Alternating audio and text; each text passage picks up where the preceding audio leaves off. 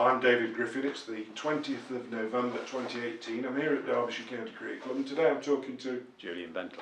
Julian. When we had our first interview, we talked about your formative years, your early years, your tear-away fast bowling aspirations, and quite a lot about Derbyshire cricket. But there's a game I'd like to ask you about that was played in 1970, which was the Derbyshire centenary year. And I just wonder if you can give me a few memories of that particular game, who played and how the game came about, what you remember of it. Yeah, it was 1870, the centenary of the cricket club, and Derbyshire played the MCC, and the MCC team had sort of got, it was a combination of current players, but also there was a lot of old Derbyshire players playing for them, and it was the only time I ever saw the legendary Les Jackson play. He'd be probably, I don't know, he was probably late 40s, early 50s at that point, I would think. Still looked like a very useful bowler. I think they got Cliff Gladwin was playing, people like that, yeah. So mainly players from the 50s and maybe late 40s, something like that. They were probably around about 50 in the 50s, something like that. Obviously decent players at the time. But yeah, very, very, very entertaining game. I honestly can't remember who actually won the game. But it was very good from the point of view of seeing people, you know, like my dad had talked about the old players. I think the wicketkeeper was George Dawkes, I think. Really? Did Donald Carr play in that game? I think Donald Carr played as well. Really? I think so, yeah. What a wonderful opportunity and memory to see. Yeah. I mean, what would you give now to see Donald Carr with Well, Les Jackson, Cliff Gladwin, George Dawkes? Right, what a wonderful recollection that Absolutely, yeah. Really, really good. Even in their sort of declining years. Yeah. I mean, they weren't running between the wickets quickly or anything like that, but it's very entertaining. And was that a well-attended game? Yes, it was. Yeah. Yes, it was. Yeah, there was a big crowd for it. The other thing I remember about that was they had the only time I've ever seen a single wicket competition between the innings. Right. They had a single wicket competition between two blokes. Again, I have no idea who they were. Club cricketers, basically. I think they had a competition, and these two had won the competition. Or there were two winners of the competition. Right. To play each other. So you know they did a single wicket. You know, one ball into the other, and then the other one batting. You know. And presumably the fielders were made up of other fielders, sort of club cricketers, I think. Yeah. It's the only time I've ever seen a single wicket competition, but so that was quite exciting as well. Well, we've got the 150th anniversary coming up in 2 years, so it'll be interesting to see if Derbyshire try and find a similar kind of fixture. Yeah, that'd be a good idea. It won't be Les Jackson, obviously, no, probably not. Out of retirement to play. You watched a lot of cricket clearly in the 1980s, and you touched on the fact that post Barlow there was the era where Derbyshire started to actually win trophies. Yeah. Do you remember much about that first triumph for 45 years, the NatWest Trophy in '81? Yeah, absolutely brilliant. Possibly, I'm a big Derby County supporter, and I've seen Derby win the league twice, and do all sorts of things. But actually, on watching a sporting event, I find it very difficult to think of any sporting event that was more exciting than actually seeing us win the NatWest Cup, because we won it on the last ball, having won the semi-final on the last ball as well. So it was absolutely brilliant day. So let's start me off. Where did you sit in Lords or stand? It was opposite the pavilion. I can't remember the name of the stand now, to be honest with you. I think it's now the Edrich and Compton stand. Is it? Right. I'm not sure what they were called though. No.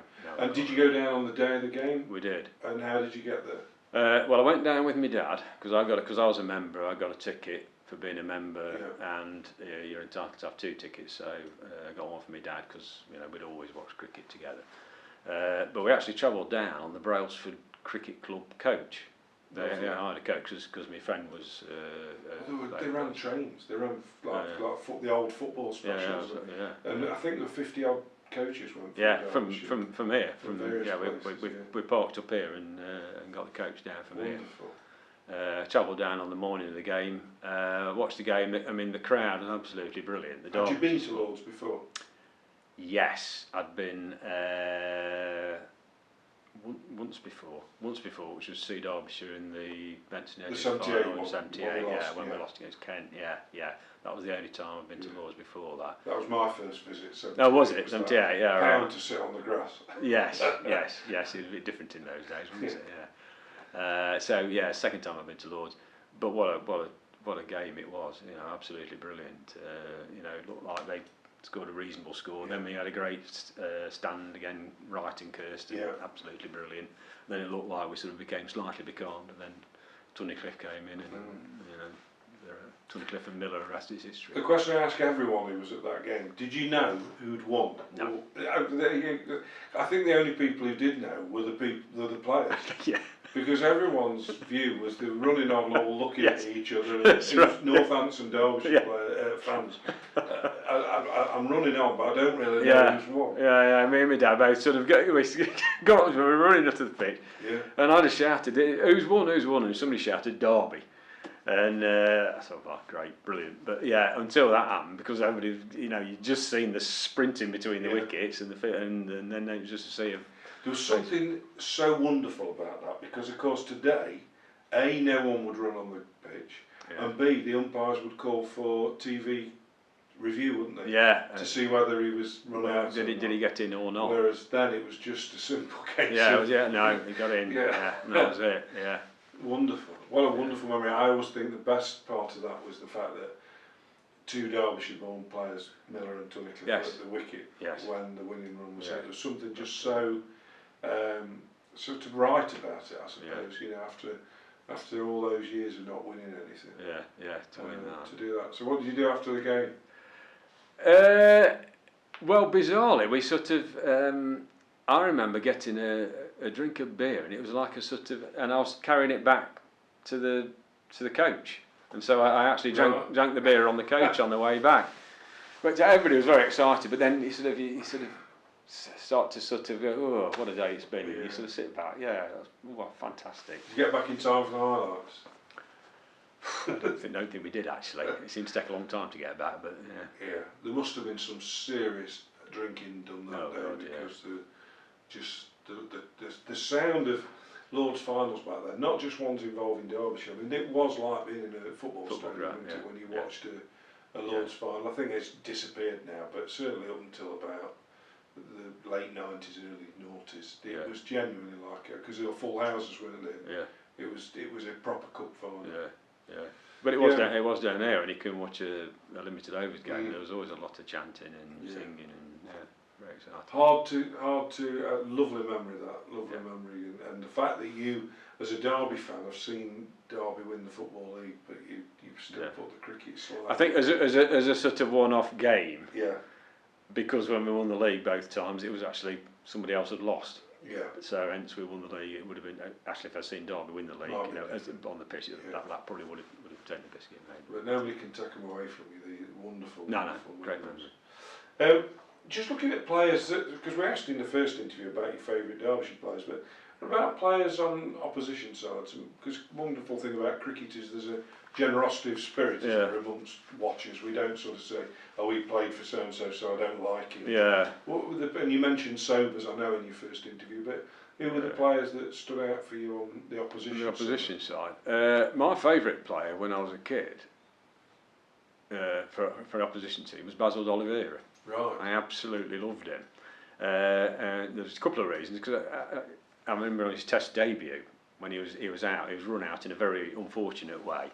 And I can remember thinking, what a sporting player he is, and then he wasn't picked for the tour to South Africa. There was the D'Oliveira affair and all this sort of stuff. You know, I can remember writing a letter to him, supporting him, and all this sort of stuff. Did you get a reply? I didn't. No. I suppose he had I think it had thousands and thousands. It was impossible to answer all of them. And I used to really like him. Another player I liked, who was my dad's favourite player, and he remembers him back in the sort of 50s, was Tom Graveney, who played in the same Worcestershire team as Dolly. And I did actually, I was fortunate enough to see him play 1970. It was around about the same time as that, the centenary match actually, up at Chesterfield, and I remember he scored about 60 something like that, and he must have been well into his 40s at that point. But it was just such a classic batsman, you know, the way he played his shots, absolutely beautiful to watch, really good. I think he played for England up to round about that sort of time, and that was sort of towards the end of his career, but he was very good. And then other players, I mean, seeing Dennis Lilly play against Derbyshire was really good, because he was just, I mean, he was fantastic bowler, wasn't he? Jeff Thompson was exciting seeing him. There's yes, you're absolutely right that you didn't really quite like football where the opposition players are all rubbish. When you're watching a cricket game, you look at the opposition player and say, yeah, I like him. He's a very, very good player. And anything happening out there on the pitch that sort of turns your stomach a little bit? I kind of setting you up for this question, but I know there was an incident in particular, wasn't there, that was quite sickening. There was, and it happened here at Derby actually. It was the worst injury I've ever seen on a sporting field. Derbyshire were playing Kent, and Michael Holding was bowling, and Graham Cowdery was batting, and Holding dropped one in short, and Cowdery just didn't see it, just lost his tent out, and it hit him on his jaw. And I'll never forget watching from the side. You could hear this crack as it hit him, and he just went down like that. And you thought, oh my God, all the players rushed up to him. The medic people came on, and it knocked him out basically. He was unconscious on the pitch. They sort of carried him off, and he broke his jaw. Half his teeth fell out. And fortunately he recovered from it. But I don't know how long it was before he played cricket again. Probably a long time, I would think. But it was really, really frightening to watch actually. Holding was, I think probably the quickest I ever saw. Would you agree with that? Mainly because we saw more of him. Yeah. We didn't see as much of Marshall or people like that because we were watching Michael day in, day out. Yeah. He was very quick, wasn't he? In the early days, I think Alan Ward was very, very quick as well. Actually, sort of when he was sort of 19, 20. Devon Malcolm, I suppose, was probably as quick as anybody. In fact, the first time I ever saw Devon Malcolm, it was his limited overs game down here. I think we were playing Notts, and in his first over, he bowled 3 bouncers, each of which was a wide. The umpire was singling wide. It was clear that he was just bowling as fast as he possibly could, and he wasn't quite sure where it was going to go. But and having watched him there, I thought, God, he's fast. I wouldn't fancy facing up to him.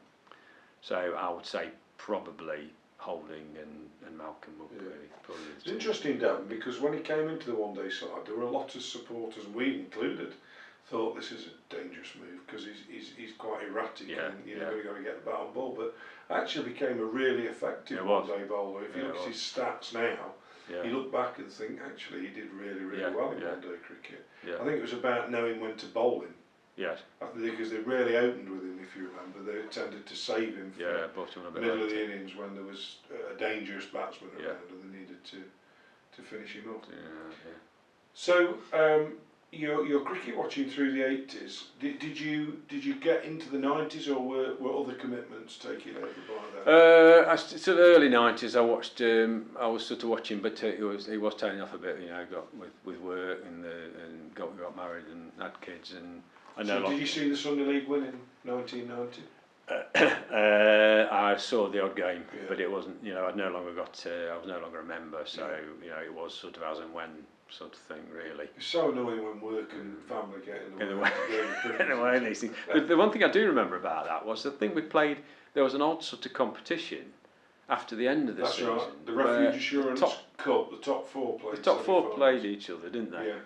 And we got to the final, which I think was at Edgbaston. That's right, against Middlesex. And we played Middlesex, but we lost. That's right. Yeah, and in fact, actually, you're talking about Devon Malcolm, I remember that, because I can't remember who it was, but one of the Middlesex batsmen was looking dangerous, and so, bowling goes, right, on you go, Devon, and he just immediately got him out. But unfortunately, they won the game.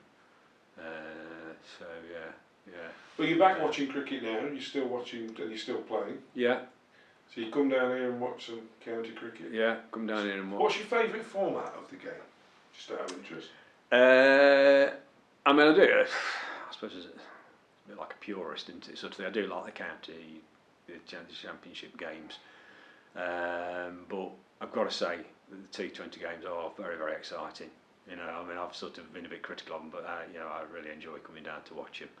And I tend to come down with our elder son now, who's well into his 20s now, and he plays cricket over in Nottingham because he lives in Nottingham and he plays for West Bridgford team.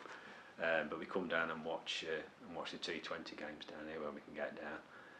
I've been trying to talk my wife into coming, but she hates cricket. She loves football but hates cricket, So it's difficult to try and get it to come down. I said, if you come and watch one of those 2020 games, I think you'll really enjoy it. It's interesting you say that, because you and I are the same generation really, and all I've ever known from when I first started watching in the early 70s is 3/4 day cricket, 40 over cricket, 50, 55, 60 over cricket, and now 20 over cricket. And my cricket watching has always been that balance of all different formats, and I can find great excitement in 20 over cricket, and I adore 4-day cricket, and I like it, and I think I actually like the formats of cricket in England because there's something for everybody. Yeah, absolutely, yeah. I think we'd be bored to tears if all we ever watched was one format of the game. Yeah, I totally agree. It's wonderful to watch them all. Yeah, yeah. So as you obviously look back over a long period of time watching cricket, do you have the same thrill, the same excitement as you did as a boy going to Chesterfield and watching it? You still, I love it. I love it. Yeah, when we come here and see us winning one of the 2020 games, especially when it's a very, very close game, you know, and the crowd's getting really, really excited. And I say our older son, he gets really, really, really right into it. Yeah, I absolutely love it. And favourite players of the modern day? I think Wayne Madsen, really. You know, I think he's been a brilliant servant to the club. You know, I get the feeling if he'd been playing for a different county, he might have ended up playing for England at some stage. But as has often been the story with Derbyshire, absolutely. But so I really, really like watching him play. Godleman, I think, Billy Godleman, I think has done really well. I think he had a bit of a slow start at Derbyshire, didn't he? But he's really come into it, and obviously now captain, and enjoy watching him play. Yeah. And then the overseas players playing. Some of those are really very, very good these days. Yeah. And we talked about success, but how important is that to you, to seeing Derbyshire winning, or is it just being able to be involved in watching them? I think it's just watching them. I mean, having seen us win the NatWest Trophy, obviously that was great, and then we won the